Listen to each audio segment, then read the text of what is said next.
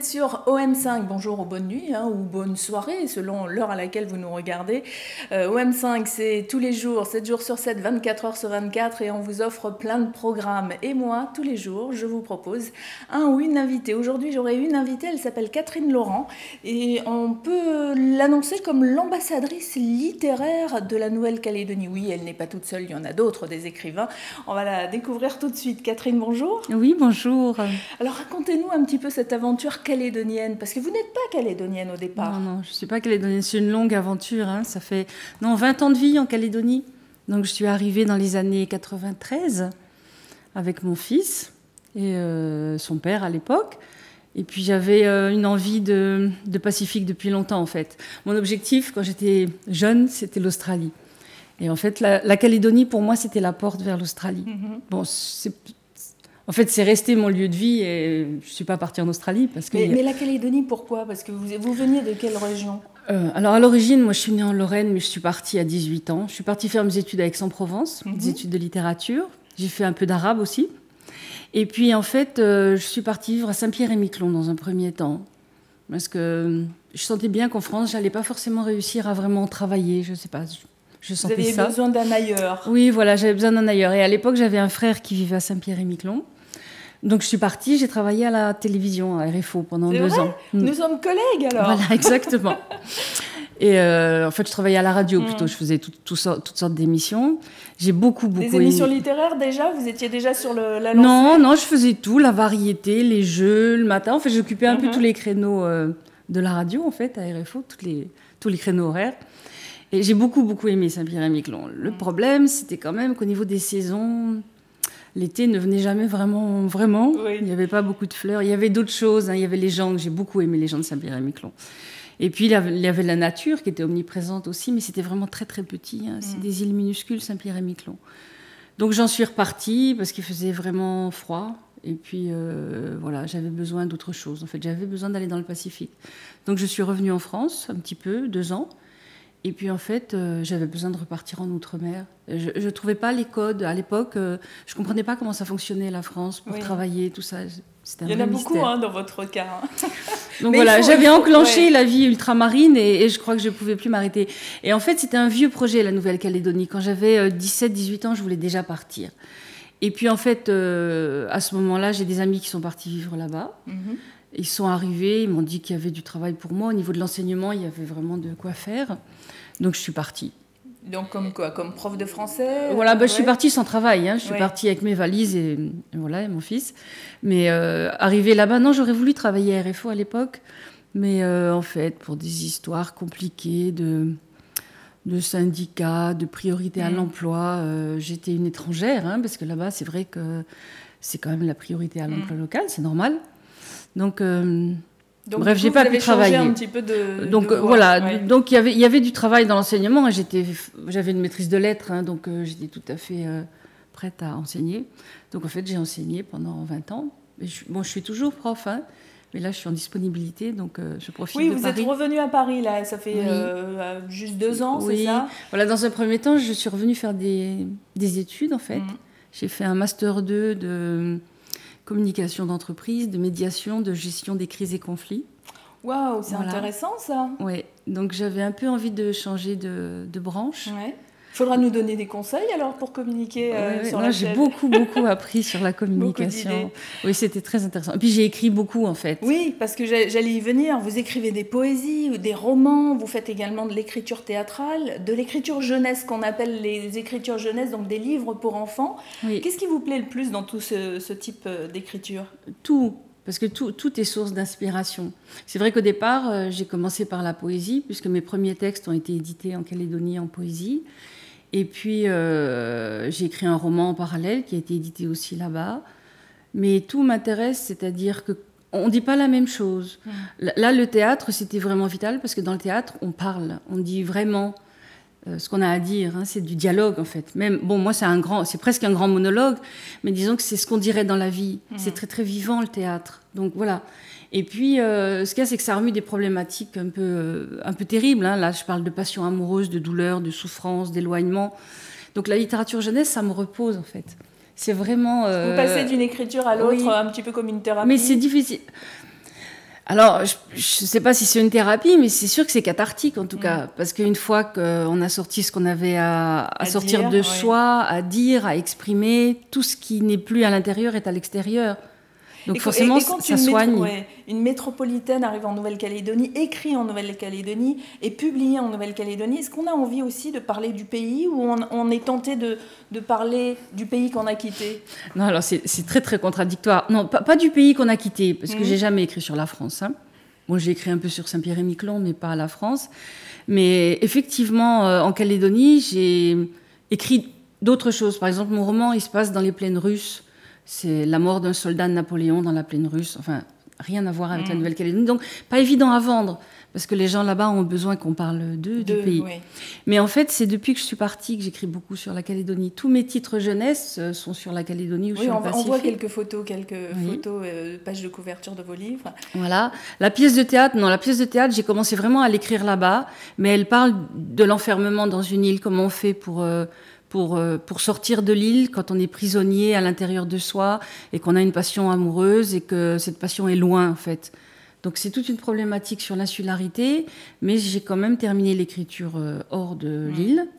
Et puis là, je suis en train de terminer un roman qui se passe complètement dans le centre de Nouméa. Donc on écrit mieux de loin. Je pense à Paris, je pense beaucoup à Mariotti, parce que c'est vrai que Mariotti a quand même écrit toute son œuvre à Paris. Et c'est vrai que je pense souvent à lui, parce que s'il a écrit à l'extérieur de la Calédonie, c'est pas pour rien. Et donc c'est important aussi pour vous d'avoir quitté la Nouvelle-Calédonie. J'ai presque envie de faire un parallèle avec moi, parce que je trouvais que j'aimais énormément la Polynésie quand j'y vivais, et je trouve que je l'aime encore mieux maintenant que je n'y suis plus. C'est étrange, c'est vrai comme c'est vrai, hein, on aime sentiment. Beaucoup. Et on se sent vraiment ambassadeur. Hein. On a l'impression d'être porteur d'un pays, de valeurs, même si c'est vrai que... Au départ, c'est pas mon pays, hein, je suis Zoreille, hein, c'est bien évident. Mais bon, j'ai pas tellement le sentiment d'être Zoreille là-bas, parce que j'ai tellement intégré de choses, j'ai tellement vécu avec les gens. Oui, puis ça fait plus d'une vingtaine d'années que vous êtes, c'est une génération nouvelle-calédonienne maintenant. Oui, puis j'ai vécu en Brousse, j'ai vécu à l'île des Pins pendant 3 ans, j'ai vraiment vécu avec les gens. Les élèves que j'ai fréquentés, c'était exclusivement quasiment des Kanaks ou des Wallisiens, des Futuniens, vu le type de public. Moi, j'étais en lycée professionnel.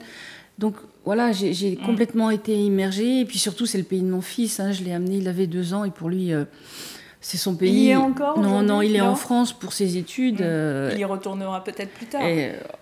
Il souffre énormément, en fait. Oui.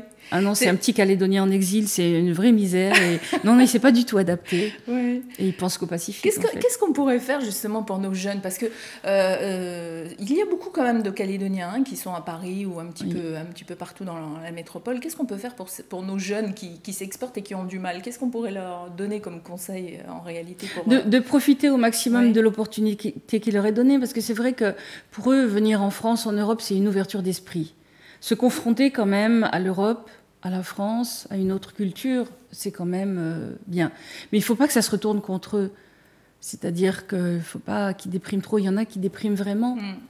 Ben, sûrement, ça leur développe encore plus l'amour de leur pays et de leurs racines, mais ça les plonge dans une nostalgie qui est énorme. Hein. Voilà. Il y en a qui tous les Iliens, on parle de la Nouvelle-Calédonie, là, de nos jeunes de Nouvelle-Calédonie, mais c'est vrai que tous les Iliens... C'est dur pour eux, c'est vraiment dur. Les rapports humains, oui. Et puis les rapports humains, moi, au début, mon fils, les transports en commun, les gens dans la rue, ils trouvaient tout le monde agressif. Alors que c'est pas vrai, les gens sont gentils en France aussi. Enfin, moi, j'ai pas de rapport... Ils le montrent moins, c'est moins spontané, on va dire. Oui. Mais c'est vrai que les îles, c'est un cocon protecteur. Ils sont quand même dans une sorte de sécurité. Donc peut-être qu'on ne prépare pas assez nos enfants à sortir justement de ce cocon. Hein? Non. Bon, c'est des choses à réfléchir en tant que parent. Oui, il y a de quoi écrire, d'ailleurs. Il y a de quoi écrire. Absolument, ça va peut-être vous donner des idées pour un roman, qui sait. Alors, vous faites partie de l'Association des écrivains de Nouvelle-Calédonie. Vous savez combien vous êtes d'écrivains de Nouvelle-Calédonie? On est une vingtaine. Hein. Alors, il y a ceux qui viennent régulièrement aux réunions. Il y en a toujours une dizaine. Et puis, on a des membres plus ou moins pas actifs. Bon, là, je suis partie depuis 2 ans, donc je n'ai pas assisté aux réunions. Ça tourne autour de 20-25 peut-être. Et est-ce que vous trouvez aujourd'hui que les jeunes se mettent à l'écriture, ou il y a encore du boulot à ce niveau? Alors, c'est frais. Apparemment, depuis que je suis partie, il y a quelques jeunes qui s'y sont vraiment mis. Qui émergent. Oui, parce qu'en fait, on fait de plus en plus de concours. Il y a l'association Écrire en Océanie, par exemple, qui est dirigée par Claudine Jacques, met en place quand même des opérations de concours de nouvelles, tout ça. Donc oui, effectivement. Il y a pas mal de slam aussi. Donc, mais ça, c'est déjà un peu plus notre culture. Hein. Quand je dis notre culture, c'est orale. des îles, parce que voilà, culture orale. Mais l'écriture de l'écrit est nouvelle, on va dire, hein, aussi. Bon, on a des Denis Purawa et d'autres qui écrivent. Et Paul Wameau aussi, voilà. Oui, eux, effectivement, ils sortent du lot. Alors, on espère qu'ils soient un peu le flambeau. Mais c'est une culture particulière, hein, parce qu'en fait, c'est pas parce que c'est une culture de l'oralité, c'est parce qu'en fait, c'est une culture du groupe. Et qu'en fait, s'exprimer en son nom propre, c'est très difficile parce qu'on se démarque du groupe. C'est plutôt ça le problème. On dit toujours que c'est la question de l'oralité. Mais ils ont beaucoup de choses à dire, hein, les jeunes. Mais dire, c'est se démarquer du groupe. Et après, il y a aussi... Nos jeunes, ils ont toujours une expression, ils ont toujours un peu la honte. Enfin, c'est un truc que chez les jeunes, chez nous. Donc ça, il faut changer. Voilà, il faut changer la honte. Il faut, parce qu'il n'y a pas... Il n'y a pas de honte à avoir. Il n'y a pas de honte, mais c'est difficile pour eux. Est-ce que ça pourrait être un de vos projets, quand vous allez retourner en Nouvelle-Calédonie, de peut-être... lancer des jeunes, encourager des jeunes vers l'écriture. Mais je l'ai toujours fait, parce que moi, en tant que prof de français en lycée professionnel, j'avais beaucoup d'ateliers d'écriture. D'accord. Et moi, j'étais émerveillée par la capacité à se mettre justement en écriture, mais dans un contexte qui n'était pas tout à fait scolaire, un peu, mais pas trop, mais encadré quand même. Non, moi j'ai fait des ateliers d'écriture, j'ai été stupéfaite par la qualité des écrits. Mais c'est vrai que c'est tout un travail d'atmosphère. Et oui, des ateliers d'écriture, il y en a qui se font.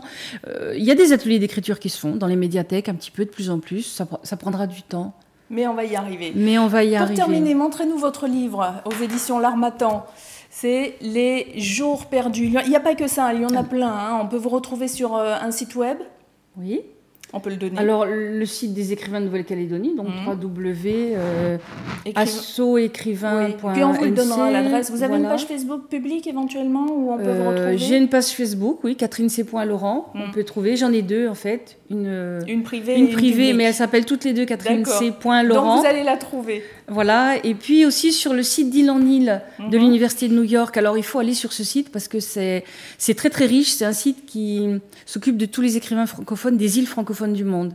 C'est Thomas Speer qui a mis ça. Oui, tout le monde y est, même Madagascar, enfin les Antilles, tout le monde. Et là, il y a des pages auteurs, il y a des vidéos aussi, il y a des interviews. Donc voilà. Bon, vous pourrez rajouter celle-ci. Voilà, mais il suffit, finalement, dans Google, il suffit de taper mon nom et puis on a accès. Catherine Laurent, on vous rappelle, cet écrivain de Nouvelle-Calédonie qui est en ce moment à Paris et qui va retourner bientôt sur le Caillou. C'est comme ça qu'on appelle ce pays. Merci Catherine. Merci et bonne journée. Merci de m'avoir invitée.